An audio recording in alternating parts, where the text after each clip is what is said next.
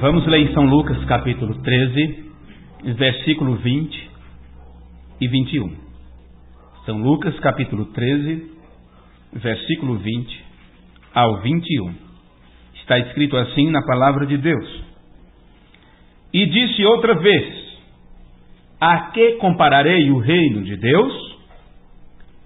É semelhante ao fermento que uma mulher, tomando-o, escondeu em 3 medidas de farinha até que tudo levedou. Quer dizer, ficou tudo fermentado. Eu vou repetir mais uma vez. E disse outra vez: a quem compararei o reino de Deus? É semelhante ao fermento que uma mulher, tomando, escondeu em 3 medidas de farinha até que tudo levedou. Vamos orar. Bondoso Deus, nosso Pai Celestial, nós estamos agradecidos a Ti, Pai bendito, por Tua graça e infinita bondade para com cada um de nós. Obrigado pelo dia que tivemos, por tudo que pudemos realizar neste dia. Obrigado por esta noite, por este culto, por esses irmãos, por nossa voz, por termos cantado esses louvores em engrandecimento ao Teu santo e bendito nome, sabendo nós que Tu habita no meio dos louvores. E Pai bendito, nesse instante, quando nos aproximamos desse momento tão sublime de falarmos e ouvirmos a Tua palavra, pedimos que o Espírito Santo possa ser o nosso instrutor e o nosso guia, e que possamos mais uma vez sermos abençoados com o maná celestial. Parta o pão da vida para as nossas almas, Pai bendito, porque está escrito na Tua palavra: bem-aventurado aquele que tem fome e sede de justiça, porque eles serão saciados. E sabendo nós que nem só de pão vive o homem, mas sim de toda palavra que sai da boca de Deus, pedimos que o Senhor fale a nós mais uma vez e que possamos sair daqui cheios da Tua graça e da virtude do Senhor e possamos levar isto em nossas vidas quando sairmos daqui da igreja. No nome de Jesus, o Teu Filho, nós te pedimos. Amém. Amém. Podeis sentar.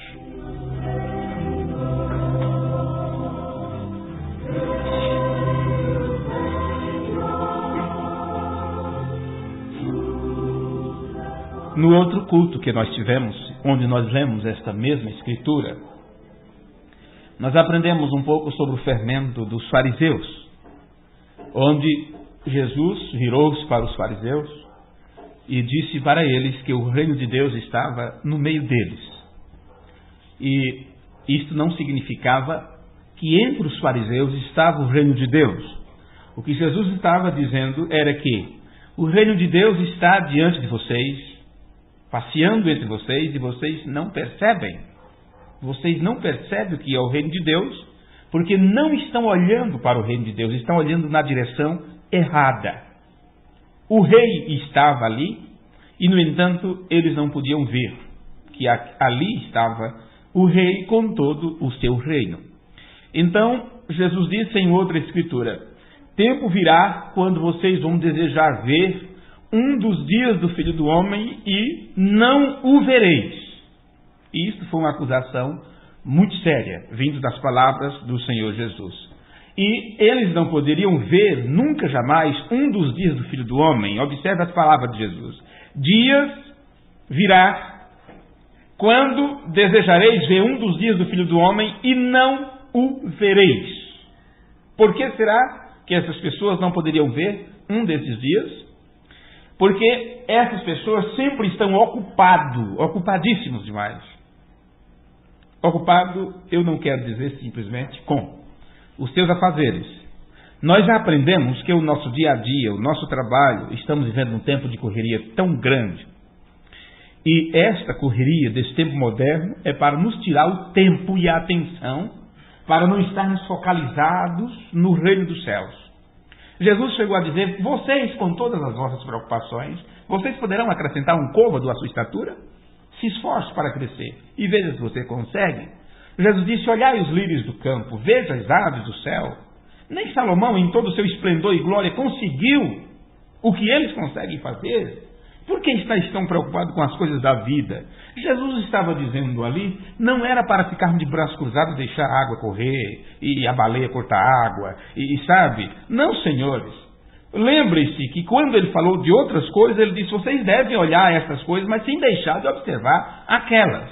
Se vocês ficarem apenas apegados com as coisas desta vida, então vocês vão se esquecer que existe uma vida depois dessa. E que essa não é realmente a vida que nós almejamos. Mas as pessoas ficam tão apegadas com esse lado material que se esquecem de cuidar do lado espiritual. Mas quando eu vos disse agora, citando as palavras de Jesus, que eles desejariam ver um dos dias dos filhos do homem e não conseguiriam ver, era porque eles estavam muito ocupados, mas desta vez não eram ocupados com seus afazeres. Eram ocupados em ver as coisas que Deus fez no passado. Eles estão muito ocupados em ver o que Deus fez, o que Deus realizou nos dias de Noé, nos dias de Moisés, nos dias quando o Senhor Jesus esteve na terra, nos dias de Paulo, e eles contam lindas frases, lindas parábolas, lindas histórias bíblicas. E depois falam de coisas lindas no futuro, falam do reino dos céus, falam da glória eterna, falam do palácio de glória, falam de tudo isto. Estão muito ocupados em pregar isto para as pessoas. Mas eles não têm tempo suficiente para pararem e ver o que Deus está fazendo hoje, neste tempo. Note o que nós aprendemos quando começamos a pregar sobre as parábolas. Citando aquela frase de Mombrana, quando ele escreveu, aliás, ditou uma carta para o irmão Liveiro, dizendo: irmão Lee, se a igreja estiver apenas olhando para o passado, ela está perdida. Ela está perdida, não há esperança para a igreja. Se a igreja estiver apenas pensando, focalizando o futuro, ela não sabe o que está acontecendo também no presente. Por isto as pessoas sempre estarão olhando para o passado e olhando para o futuro e não sabem o que Deus está fazendo hoje. O cumprimento da Escritura para o período de tempo que estamos vivendo é o importante para nós sabermos. Não adiantava nada nos dias do Senhor Jesus eles falarem tanto da lei de Moisés e dos profetas. Não adiantava nos dias de Jesus aqueles escribas e fariseus falarem tanto sobre a segunda vinda de Cristo. O que eles tinham que saber era a escritura que estava se cumprindo naquele tempo, que era: uma virgem concebeu, deu à luz um filho. Esta criança que está aqui, Jesus Cristo, Filho de Deus, Emanuel, Deus encarnado, o Pai habitando nele em plenitude, era cumprimento das profecias. Nada disso eles viram, porque era a Bíblia que se cumpria no seu tempo, e eles não viram. Estavam olhando para o passado e para o futuro. A mesma coisa está acontecendo nos nossos dias. Outra vez o Filho do Homem tem se manifestado na terra. Jeová Elohim mesmo tem vindo nesse tempo final. Amém. Tem usado corpos de carne mais uma vez, mas as pessoas não estão percebendo isto.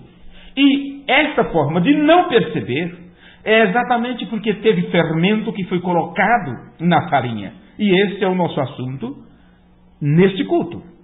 Observe que Jesus estava dizendo aos fariseus que o reino de Deus estava de pé no meio deles. No entanto, eles não sabiam nada sobre o reino de Deus. Eles estavam organizados com suas igrejas, seus templos, todas as oblações que faziam. Entre eles mesmos, eles estavam organizados. E não tinham tempo para mais nada. Isto seria um cumprimento também que aconteceria nos últimos dias. Observe que todo o Novo Testamento fala desta hora que nós estamos vivendo. E eu quero deixar para vocês uma frase entregue por William Branham na mensagem Água da Rocha.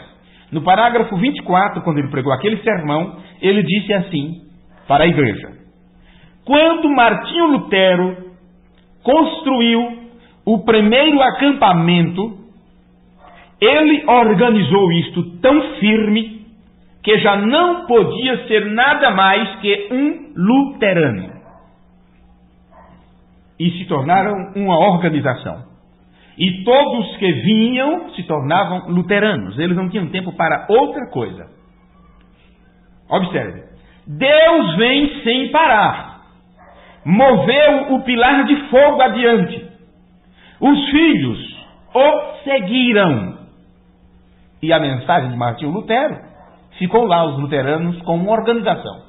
E Deus seguiu adiante, eles ficaram para trás e estão até hoje proclamando a mensagem de Lutero dos anos 1500 e não avançaram nada mais além daquilo. Deus seguiu adiante. Então, o Wesley veio e trouxe a mensagem. John Wesley. E a primeira coisa, você sabe, Wesley organizou tão firme até que não podia se mover. Então a primeira coisa que aconteceu, o pilar de fogo os deixou. E aqui vem os pentecostais, indo direto com isto. Aí vem os pentecostais, Pentecostal Unida, os desunidos e tudo, e se proliferaram e se tornaram também os neopentecostais e todas as ramificações que hoje se auto-intitulam Igreja Pentecostal. Eles vieram depois disso, depois de John Wesley. E os pentecostais organizou também tão firme até que eles estejam exagerando. Se eles são unitários, se são 2, 3... ou um camelo de corcunda, 2 camelos de corcunda, 3 camelos de corcunda, desse modo. Um diz Deus é 3 pessoas, veja o linguajar do irmão Brana, você sabe, tem o camelo, o dromedário, aquele que tem só 2 tocos nas costas, outro que é só um toco, né, nas costas, aquele cálculo que tem. Então eles ficaram dessa forma. Somos os unitários, somos os trinitários, somos os dualistas, um camelo de corcunda, 2 camelos de corcunda, 3 camelos, desse modo e daquele modo. Bem, Deus moveu-se ali mesmo e deixou-os, seguiu adiante. Isto é certo. O Espírito Santo segue adiante e os filhos vai seguindo isto. Deus não fica parado. Qualquer grupo que recebeu a palavra em seu tempo e, no entanto, se organizou, se tornou uma organização, Deus seguiu adiante, revelando mais um pouco da sua palavra, mas aquele grupo ficou ali e disseram, nós somos os adventistas. Não aceitamos outra coisa além disso. Então Deus mostrou mais um pouco da sua palavra. E mais um outro grupo se organizou e disse, nós somos os assembleianos. E não aceitamos outra coisa além disso. Se tornaram uma organização.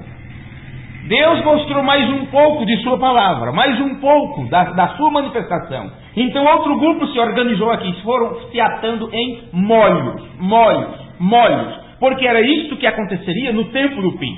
Eles seriam atados em molhos, prontos para o fogo. A verdade é essa. E estão se aprontando para serem queimados. Agora você tem que saber que a semente não herda com a palha. E a semente sai fora da palha, porque ela chega no seu amadurecimento, ela está pronta para se produzir e para voltar a ser o grão original. Então, veja, a primeira organização foi a católica, e dela saiu todas as demais, e isso vem se organizando, e cada vez que um grupo se fecha e se organiza, Deus segue adiante e deixa-os sozinho. Então, toda vez que isso acontece, um grupo organizado, eles nunca podem ver o cumprimento da palavra profética. Eles simplesmente ficam falando, Deus fez, Deus nos usou lá atrás, Deus fez isso, ou Deus vai fazer. Mas escuta, e o que Deus está fazendo? Bem, qualquer grupo religioso hoje que mostra o que Deus está fazendo entre eles, observe o que é. Observe o que é que Deus está fazendo. Veja se é o cumprimento da palavra profética. Qualquer grupo religioso que prega sobre cura divina poderá dizer, Deus está curando em nosso meio, e mostrar os testemunhos. Tudo bem, mas você mostra a palavra para eles, e sabe o que a palavra diz?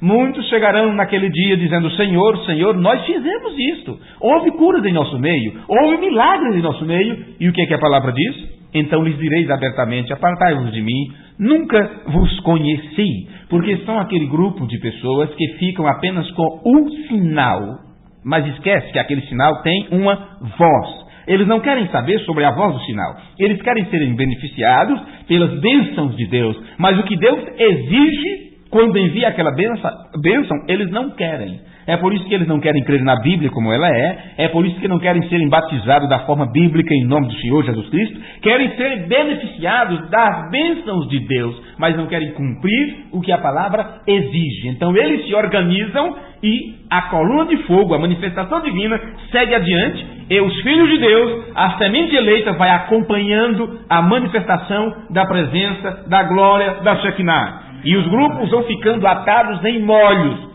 dizendo, somos filhos de Moisés, nós somos seguidores de Moisés. Jesus disse, se vocês fossem filhos de Abraão, se vocês fossem seguidores de Moisés, vocês seguiriam a lei de Moisés, faziam o que Abraão fez, nossos pais comeram do maná. Jesus disse, mas morreram todos, e assim sucessivamente. Bem, na mensagem que fazes aqui, o profeta de Deus, no parágrafo 54, quando ele entregou aquela mensagem, ele disse assim, falando contra os Estados Unidos: por que a América não pode ver isto, Senhor? Ele estava orando. Por que a América não pode ver isto, Senhor? Eles têm seus sentidos muito entorpecidos. A igreja está demasiado organizada, tão firme. Eles não cooperam. Eles não farão nada mais do que criticar. Então, quem critica não será mais o mundo. É a própria igreja que criticarão o cumprimento da palavra. Isso é a verdade. Quem criticou a palavra nos dias do Senhor Jesus foi a igreja. Quem disse que Jesus era um filho ilegítimo? Quem disse que ele era um bastardo? Quem disse que ele era um filho sem pai? Ou filho de prostituição? Quem chamou tudo isso? Não foi ladrões. Não foi as prostitutas. Uma mulher de vida livre, vamos dizer assim, lavou seus pés com suas lágrimas e enxugou com seus cabelos. Os ladrões clamou dizendo: lembra-te de mim quando entrares no teu reino. Os demônios chamavam ele de quê? Filho do Deus Altíssimo. Mas os pregadores, os religiosos do seu tempo, chamou ele de quê? Tu tens demônio, tu sois um endemoniado, tu tens vindo aqui para nos destruir, para acabar com a nossa igreja, para tirar os membros da nossa igreja, e todo esse tipo de coisa. A mesma coisa é hoje. Quem critica o cumprimento da palavra não é os traficantes, eles sabem a posição deles para o céu. Não é os estupradores, eles estão fazendo o trabalho deles. Não é os ladrões, os beberrões. Não, senhores. Quem critica o cumprimento da palavra profética é aqueles que se auto-intitulam cristãos e filhos de Deus. Vá você, tome sua decisão e desça as águas e aceite em sua vida de uma forma real, completa e verdadeira o batismo apostólico em nome do Senhor Jesus Cristo. E veja que cada igreja, que cada irmão que se auto-intitula irmão e te conhece, dirão assim: você, que é isso? Você está louco? O que é isso? Quando eu aceitei o batismo apostólico, rapidamente o pastor da igreja onde eu ia, ele disse: você tinha que se batizar na nossa igreja. Eu tinha apenas 13 anos, aproximadamente. Eu disse: mas o senhor poderia me batizar como Pedro batizou no dia de Pentecoste? O senhor diz que a sua igreja é a igreja de Cristo. Diz que Pedro era o ministro dessa igreja. E por que o senhor batiza diferente? Não é? Aí que está o problema. Nos dias de Jesus, quem viu o cumprimento da palavra teve o seu entendimento aberto. E quando Jesus disse: ide fazer discípulo de todas as nações, batizando-as em nome do Pai, do Filho e do Espírito Santo, os discípulos prestaram atenção em suas palavras. Mas você vai observar que depois disso, Jesus abriu o entendimento para que eles compreendessem as Escrituras. Jesus soprou sobre eles e disse: recebereis o Espírito Santo. Quando o Espírito Santo veio e encheu aqueles vasos, e aconteceu ali o primeiro batismo, eles perguntaram a Pedro: que faremos, varões e irmãos? Pedro disse: arrependei-vos e cada um de vós seja batizado em nome de Jesus Cristo. Amém. Todos os batismos no livro de Atos realizado pelos apóstolos foi assim: em nome do Senhor Jesus, o Senhor Jesus Cristo, porque este é o nome do Pai, Filho e Espírito Santo. Porque Pai não é nome, Espírito Santo não é nome, Filho não é nome. Simples isto. Mas só pode cumprir a Escritura quem viu a palavra profética no seu tempo. Então eles entenderam perfeitamente que Pai era um título, como eu sou Pai, mas esse não é meu nome. Filho era um título, eu sou filho, mas esse não é meu nome. Entende? E Espírito Santo não é nome, Espírito Santo é o que Ele é, o que Deus é.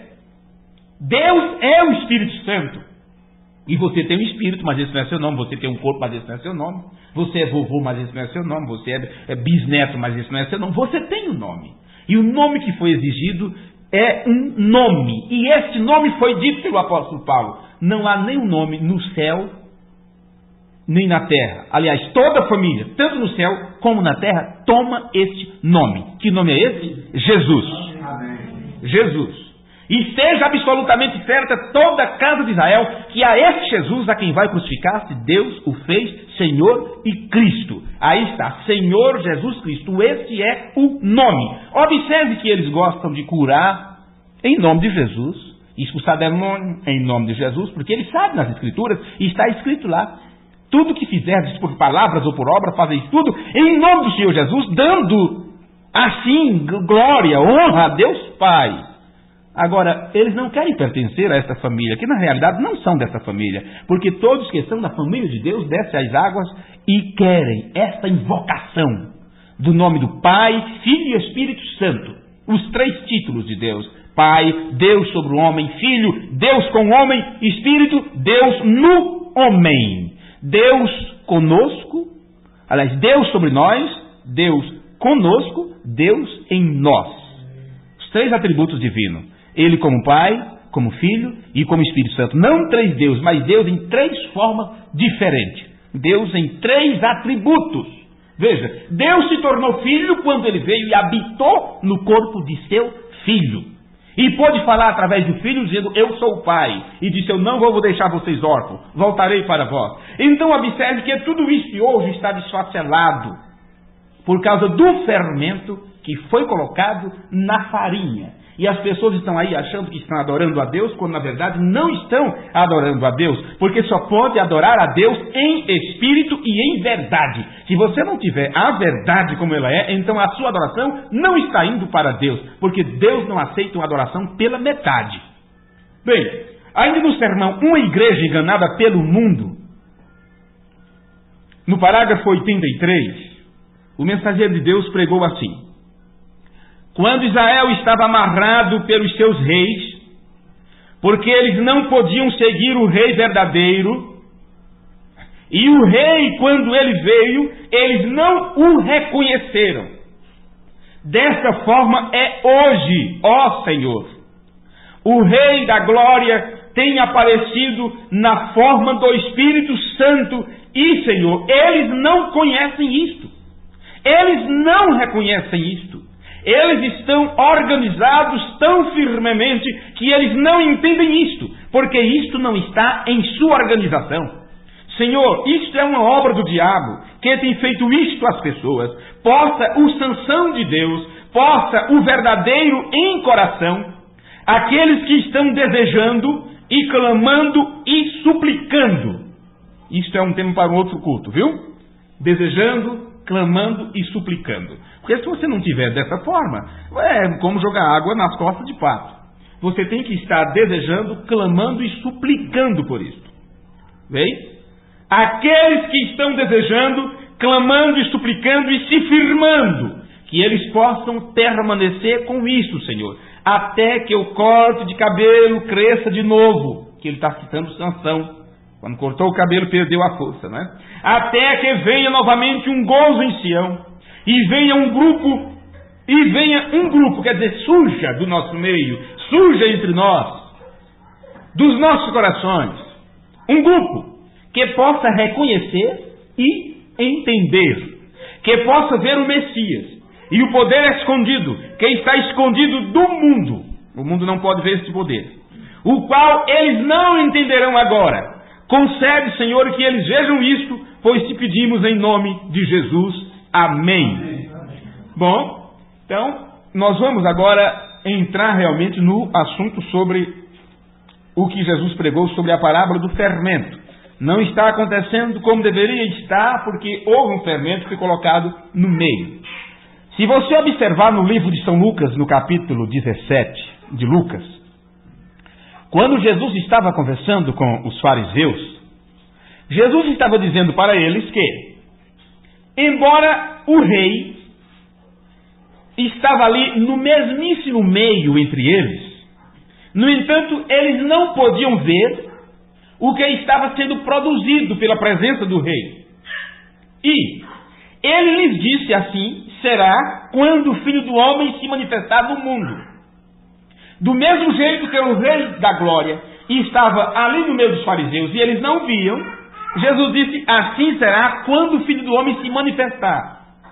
Quando Jesus se refere à manifestação do Filho do Homem, Jesus estava se referindo a uma manifestação extraordinária que aconteceria nos últimos dias. Agora, ele que fez o mundo, veio ao mundo. E o mundo não estava recebendo ele.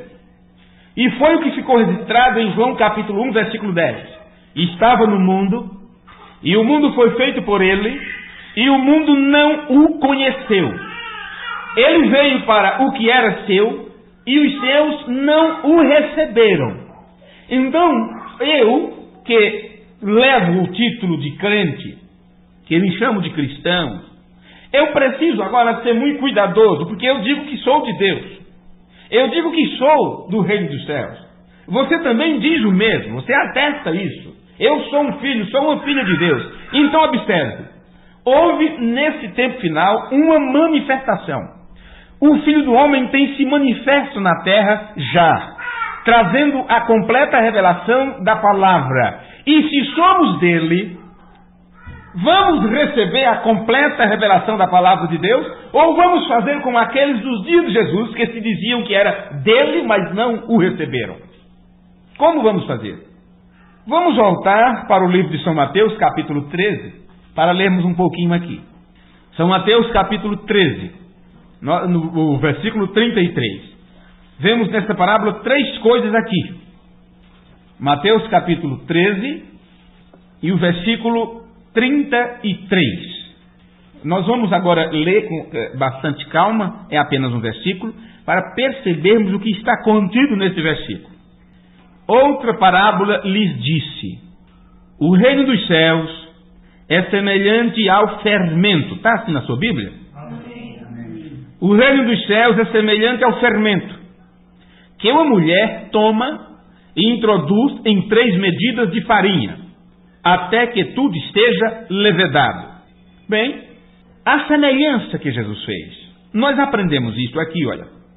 Se Jesus disse que o reino dos céus é semelhante ao fermento, Jesus estava mostrando agora que a mesma coisa ia acontecer com o reino de Deus. Uma coisa tão boa, mas as pessoas iam fazer com que se tornasse uma coisa ruim. E observe aqui, se nos aproximarmos aqui dessa escritura e guardarmos isto, para continuarmos de Gênesis a Apocalipse, nós temos agora 3 coisas que acontecem dentro desse versículo. Primeiro, aqui está falando de fermento. E fala desse fermento que é semelhante ao reino dos céus, ou ao que o reino dos céus se assemelha. Não que o fermento é semelhante ao reino dos céus. Jesus está dizendo, o reino dos céus é semelhante agora ao fermento. Observe isto. Esse fermento estava escondido em 3 medidas de farinha. O primeiro ponto que queremos observar é este. O reino dos céus, Jesus comparou ao fermento. Esse fermento estava escondido em 3 medidas de farinha. Então, nós temos o fermento na farinha.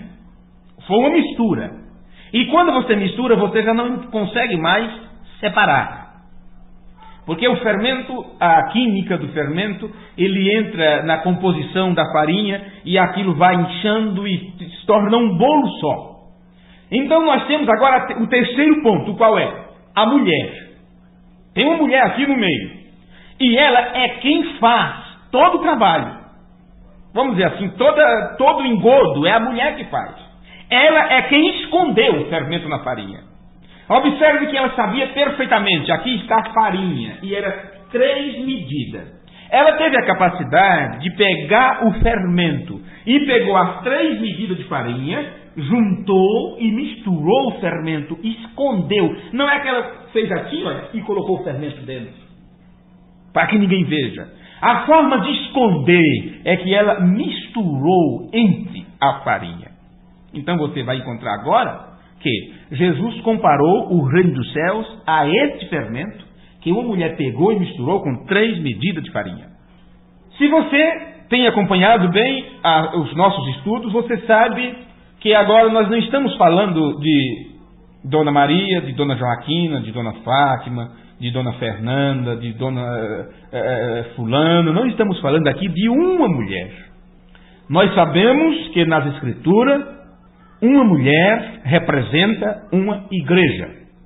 A mulher representa a igreja.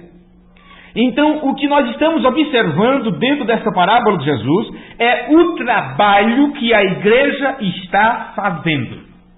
E o trabalho que a igreja tem feito durante todo o percurso da história do cristianismo é misturar o fermento na farinha. Nós então podemos ver que tipo de igreja é este, ou é esta, que Jesus falou. E você consegue observar o caráter da igreja olhando o caráter da mulher. Veja a situação que está as mulheres hoje. O caráter da mulher hoje. E você vai ver a situação que está a igreja. A mulher hoje não tem caráter. A mulher hoje não tem vergonha. Ela não tem vergonha de expor seus corpos. Ela não tem vergonha de mostrar suas carnes. Não, senhores, que ela perdeu a vergonha, perdeu o caráter, a moral, a decência. A mesma coisa está a igreja. Ela está desnuda, está nua. Esse é um quadro de Laodiceia. É dito que ela não sabe que está assim. As mulheres não sabem que estão nuas, elas acham que estão vestidas. Elas compram um pedacinho de pano e colocam assim na frente, não é? E ainda repuxam para lá e para cá e acham que estão bem. Acham que estão vestidas. E há quem criticar. E ainda tinha outra que diz, nossa, coleguinha, você está linda. Como caiu bem em você. Valorizou isto, valorizou aquilo. O valorizar é mostrar, é se expor. Porque esse é um trabalho de Satanás que ele sabe muito bem que ele não pode derrubar Adão. Então ele foi diretamente em Eva. E Eva então que levou a Adão. E Jesus foi muito claro quando ele disse, se um homem olhar para uma mulher e a cobiçar, a desejar em seu coração, já adulterou com ela. Então observa a situação que está o mundo. É aquilo que a Bíblia diz, adúlteros e adúlteras. Não sabeis vós que a amizade com o mundo constitui inimizade contra Deus? Então o que nós encontramos? São garotas jovens, adolescentes ainda, mas que não passam de adúlteras. Podem nunca ter praticado o ato, mas as suas mentes estão tão poluídas, a inocência já foi quebrada há muito tempo, a sua virgindade mental e espiritual já foi violada há muito tempo. Há muito tempo. Então elas não podem expor outra coisa a não ser a condição que está a sua vida espiritual. E isso é um quadro da igreja. A igreja está nessa situação. Ela não pode mais se cobrir com a palavra. É vergonhoso comprar roupas para se cobrir. Já não se encontra. Como é vergonhoso pegar a escritura e se cobrir. Já não se encontra mais. Quem prega a verdade para se cobrir com ela. Então tem que se mostrar mesmo. Mas elas não sabem que estão nessa situação, porque o quadro de Laodiceia é este. Rico sou, estou enriquecida, de nada tenho falta, e não sabes que és miserável, pobre, cego e nu.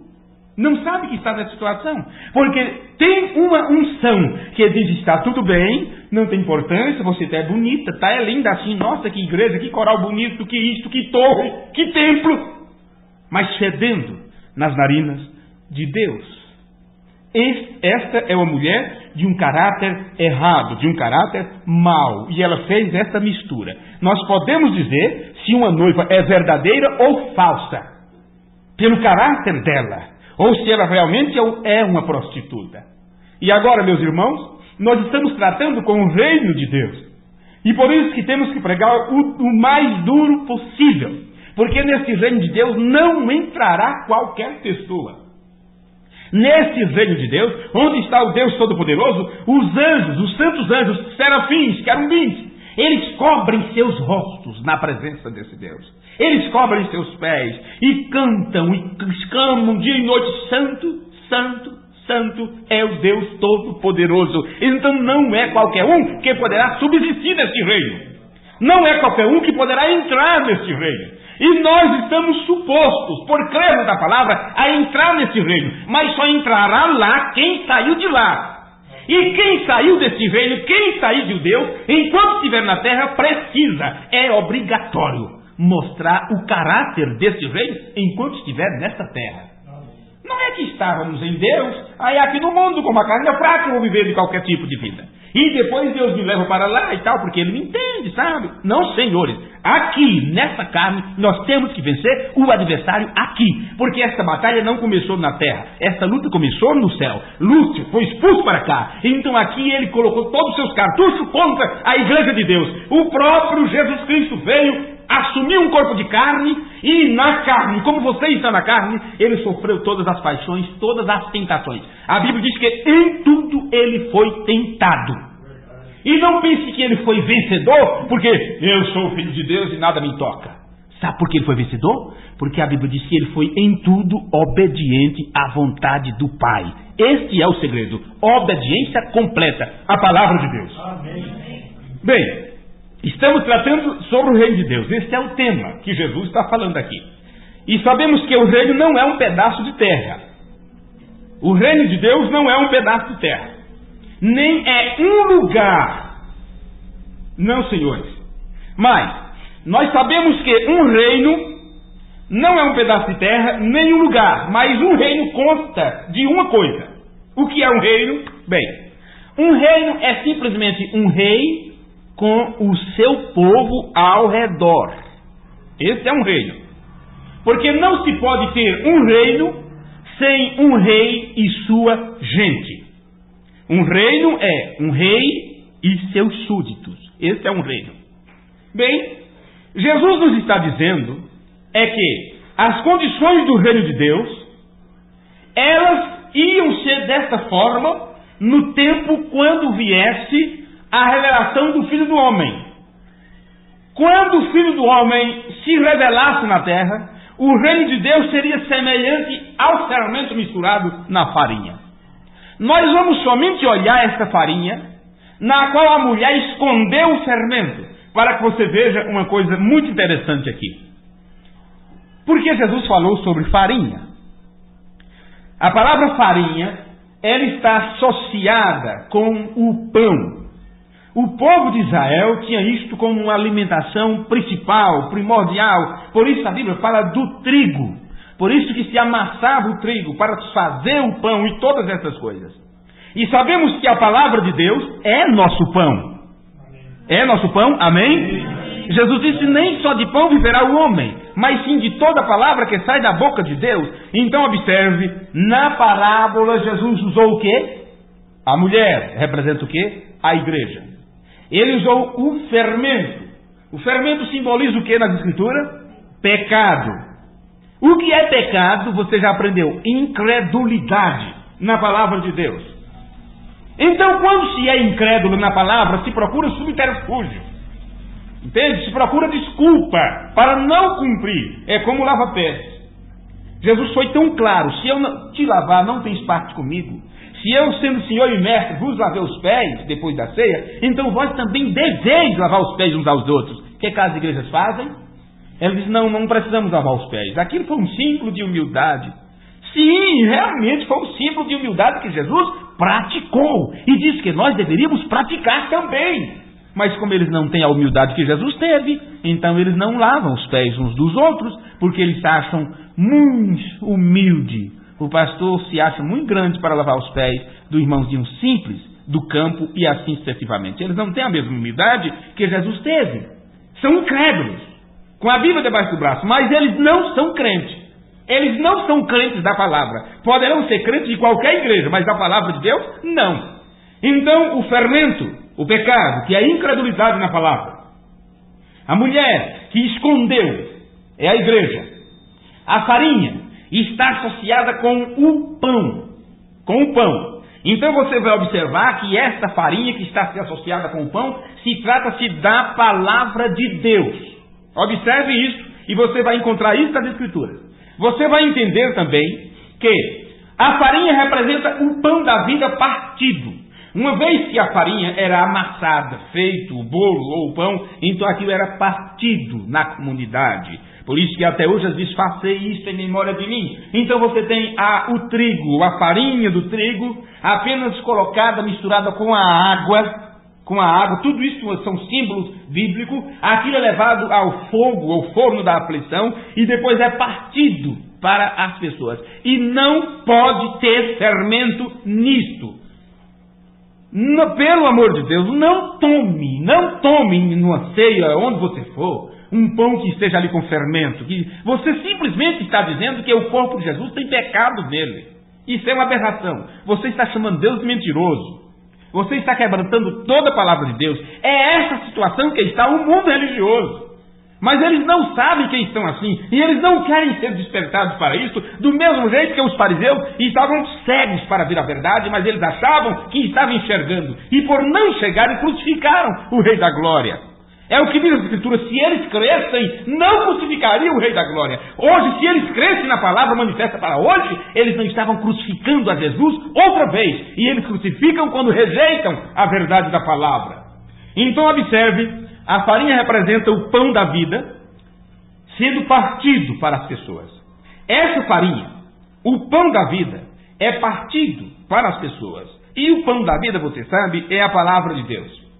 Você observa que esta mulher, ela tinha 3 medidas de farinha. Mas ela escondeu algo dentro dessas 3 medidas. E o que ela escondeu era fermento.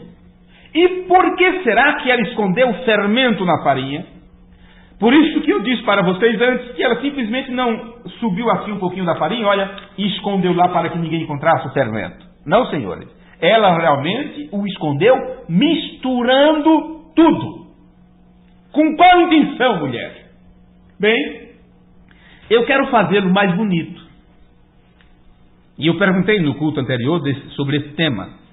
Para as mulheres que sabem, não é, de uma forma normal, humanamente falando, usam o fermento para fazer o pão, o bolo, essas coisas todas. Para que você coloca o fermento? Para que fique mais agradável, para que a massa cresça, o pão fique bonito e tudo mais.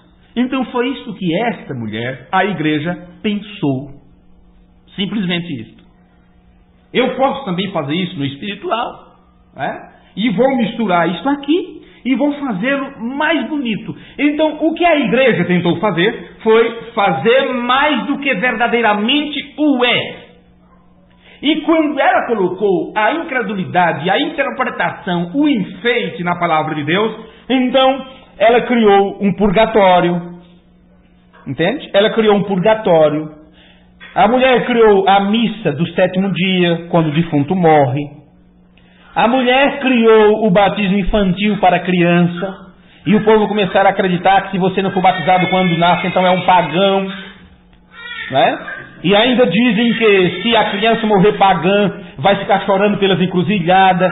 Então o padrinho ou a madrinha tem que jogar água benta. E ela foi misturando. Então criou ali o rosário para que você rezasse 50 e tantas Ave Maria, né? Então criou o purgatório e foi criando. E esta mulher foi criando e foi colocando fermento e a coisa foi inchando, foi crescendo.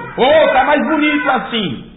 Então foi se criando os dias santos, foi beatificando.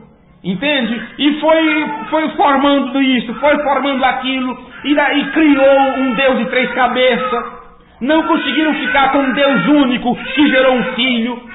Rapidamente disseram: Deus é 3 pessoas distintas.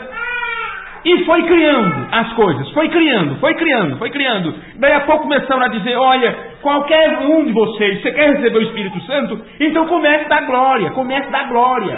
E hoje vai ter batismo do Espírito Santo. Vai ter a irmã fulano de tal, que é muito abençoada. Eu já vi isso com meus próprios olhos. Então as irmãs que querem o Espírito Santo vinham para a frente. Então se ajoelhava todo mundo e começavam: vamos dar glória.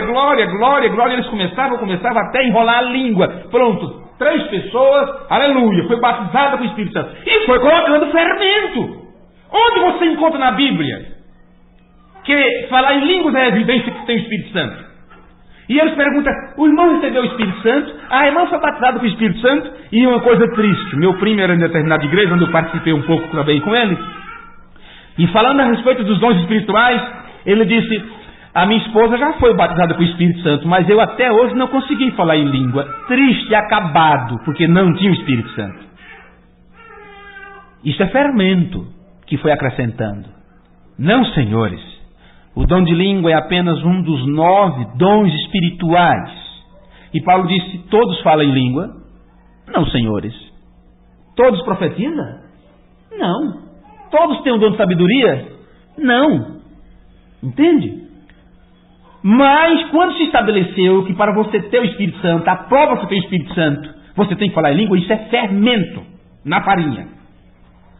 Mas está ficando bonito, e foi crescendo, e foi crescendo. Então foi surgindo religiões, e daqui a pouco as campanhas, as prosperidades e tudo mais, que é ser abençoado, dê tanto para a igreja, e foram acrescentando, e está esse bolo inchado a ponto de explodir. E vai explodir de tal forma que não vai só explodir este bolo fermentado, não. Vai explodir o fogão, o bujão, tudo. Não vai sobrar nem raiz, nem ramo. Vai ser uma explosão total e completa. Porque só o fogo pode destruir toda essa miséria, essa incredulidade foi injetado no meio da palavra de Deus. Mas está escrito nas Escrituras que antes que o fogo queimasse tudo, viria um profeta com uma mensagem para restaurar todas as coisas, para nos ensinar essas verdades. Observe, essa mulher, ela tinha 3 medidas de farinha e ela escondeu o fermento para fazê-lo mais bonito. Na mensagem, o único lugar provido por Deus para adoração. Outras coisas também que poderíamos colocar.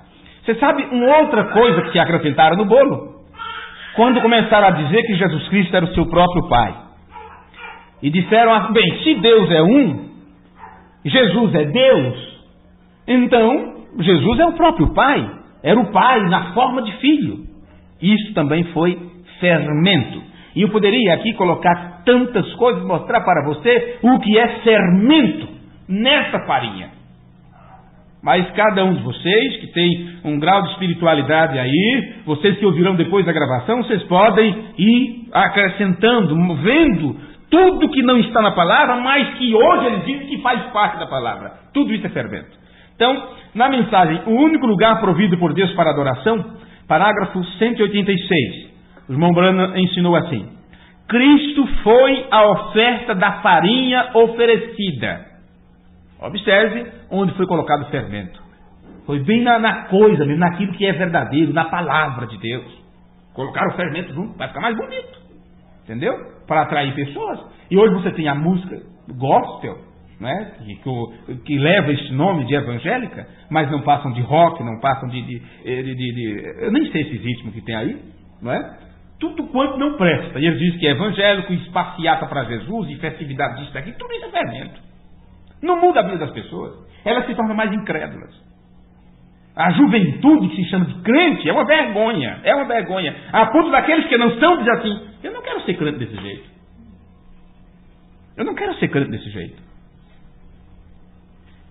E que coisa feia, que coisa horrível. É o testemunho dos filhos dos crentes. É a juventude. Moças e rapazes, nas escolas, nas festividades, o comportamento.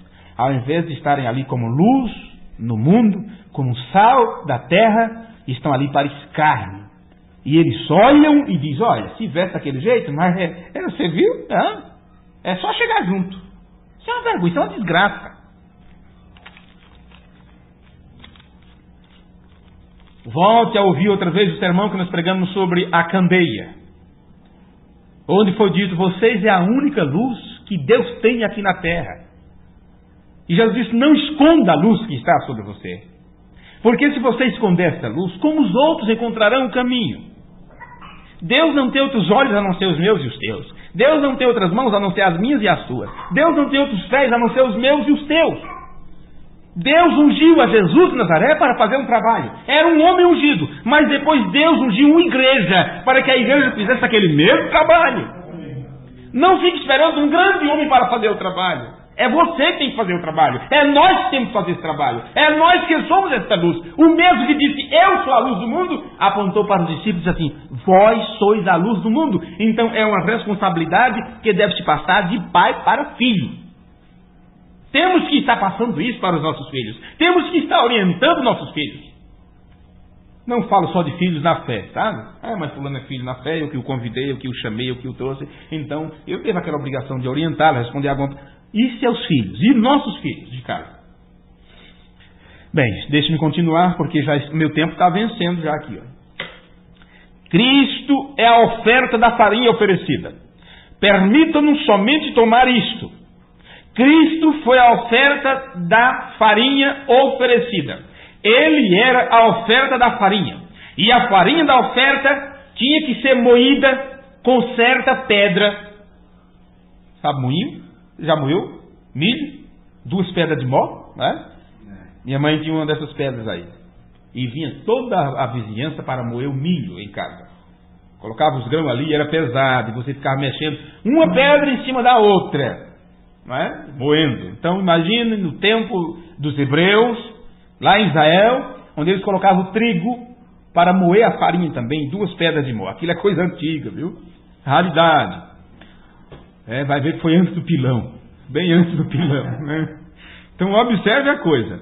Então a farinha devia ser moída com certa pedra, a qual fazia que cada partícula de farinha saísse igual, mostrando que Ele é o mesmo ontem, hoje e eternamente. Cristo é a palavra. Parágrafo 190. Todos os tipos, cada coisa, os tabernáculos, os pães da proposição, enfim, tudo. O coxê, que é o pão sem fermento, né? Partido sobre o prato, era seu corpo partido.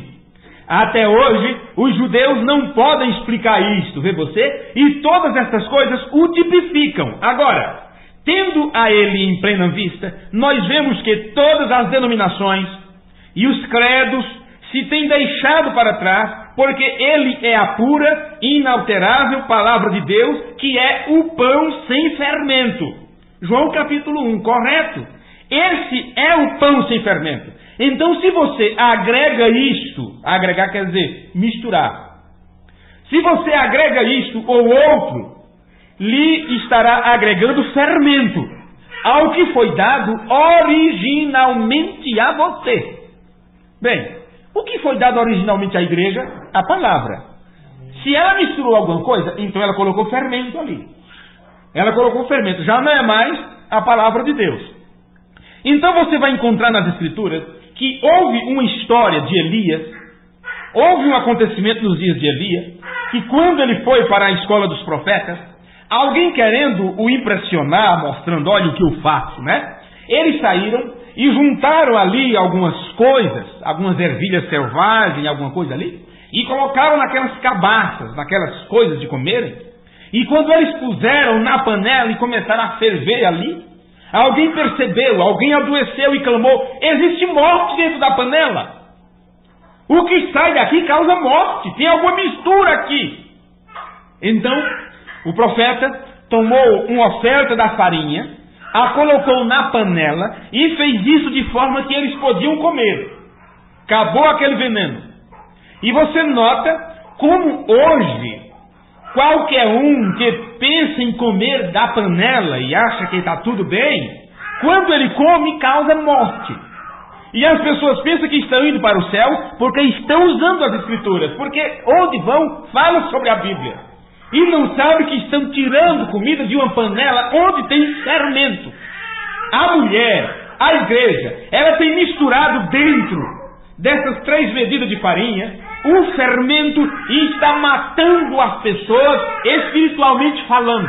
Qualquer lugar que você for, que não pregar a genuína palavra de Deus, mas apenas te enrola com sermões bonitos, que não modifica a tua vida, apenas te diz para você que Jesus é bom, que Jesus te cura, que Jesus é maravilhoso, e você, oh glória, oh glória, oh glória, mas e o fermento? E a mistura? Como está a doutrina ali? É a doutrina apostólica e profética? Paulo disse, se um anjo do céu venha e traga outra coisa diferente do original que foi entregue, não aceite. Não aceite. Mas hoje não precisa vir anjo. Qualquer irmão, qualquer irmã diz que foi tomado ali numa êxtase e viu umas luzinhas brancas e diz que viu um anjo com bandeja prateada trazendo a bênção. Não é? E isso, nossa, e o povo se regozija e tudo mais. Procure essas bênçãos para ver se são bíblicas, para ver se são escriturísticas. Logo você vai ver que não é, que é contrário à vontade de Deus, é contrário à palavra de Deus. Então justamente o que fazem no natural, com tudo, que eles estão fazendo dos cruzamentos das comidas, dos trigos, do milho, da mesma coisa fizeram no espiritual, misturaram tudo quanto é de coisa. Então entraremos nisso no próximo culto, sobre o alimento natural, para que você saiba por que também está acontecendo isso no lado espiritual. Mas, meus amigos, como você sabe que está comendo uma comida pura sem o fermento? No outro culto nós aprendemos sobre o fermento dos fariseus. E agora você aprendeu sobre o fermento na farinha. Já não era mais fermento, o perigo já não estava mais ali em fermento de fariseu. Porque você diz, não, que é de fariseu, eu vou deixar de lado. Mas e quando você sabe que o fermento foi colocado na própria palavra? Isto é uma repetição do que aconteceu no Éden. A serpente apenas colocou um não entre o que Deus disse. Deus disse assim, certamente morrerás. Então ela agregou um não no meio. Certamente não morrerás. Continuou citando a palavra de Deus com um acréscimo. Então, na palavra de Deus não se pode acrescentar nem tirar. Quem tirar uma pequena pontuação da palavra, seu nome será tirado do livro da vida. Quem acrescentar qualquer coisa à palavra, então receberá as pragas escritas no livro da lei. Nada pode ser misturado à palavra de Deus. Por isso que quando se fala da doutrina de Cristo, quando se fala da doutrina apostólica e profética, é porque nada pode ser acrescentado àquilo que está estabelecido. Eu posso pregar 10 anos para frente se tivermos tempo, mas eu não posso sair 1 milímetro fora daquilo que está estabelecido na lei, nos profetas, nos salmos, nos evangelhos, nos atos dos apóstolos, nas cartas de Paulo, culminando com o Apocalipse. O profeta de Deus, para o tempo do fim, deixou registrado mais de 1.100 sermão que está à nossa disposição. Mas esse sermão, ele discorre de Gênesis a Apocalipse, nada pode ser acrescentado à doutrina que está estabelecida. Qualquer coisa que for colocada é fermento. E quando se coloca, é para se tornar mais belo, mais agradável, para atrair a atenção das pessoas. E isto causará morte. Mas nós estamos com a mensagem de um profeta que vai lá na panela, coloca a oferta da farinha e tira a morte da panela. Então você pode comer dizendo, aqui tem algo que foi inspecionado. É inspecionado o nome? Falando sobre inspetor de qualidade. Aqui tem algo, aqui tem uma alimentação, aqui tem uma doutrina que foi inspecionada por um profeta de Deus. Então eu posso me alimentar porque eu sei que isso trará vida para a minha alma. Amém? Vamos colocar de pé e que o Senhor nos abençoe. Senhor Jesus, nosso amado Pai Celestial, te agradecemos, Pai bendito, por tua graça, por teu amor para com cada um de nós, sabendo que tu és o mesmo ontem, hoje e eternamente, e que nesse tempo que nós estamos vivendo, estamos em tempos perigosos, onde, Senhor, as pessoas estão sem saber para onde ir, a quem recorrer, o que fazer, mas somente no Senhor há esperança, somente na Tua palavra há vida, e nós recorremos a Ti nesse instante, pedindo o auxílio do Espírito Santo, pedindo que o Senhor ajude a cada um de nós a compreendermos o que está escrito na Tua palavra, Senhor. Ajuda Teus filhos e que a vida contida na palavra possa tirar de nós tudo aquilo que é errado, toda morte que possa haver, toda separação, tudo aquilo que não é Teu, Pai bendito. Pedimos que o Senhor cure tanto o nosso físico quanto a nossa alma, Pai. Perdoa os nossos pecados. Oramos por cada um dos irmãos. Oramos pelos pedidos de orações que tivemos nesta noite. Pelos irmãos que estão completando anos de vida, aniversário, por aqueles que estão enfermos. Pedimos que o Senhor tenha misericórdia de cada um deles.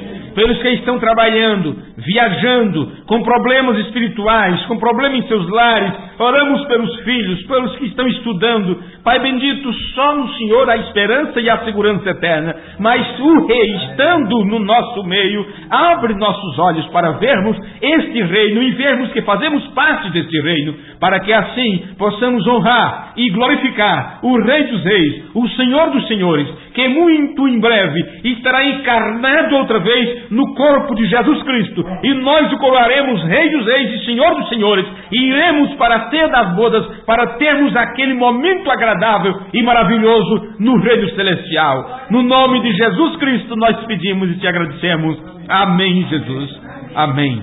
Em ti, ó Senhor, eu coloco minha fé.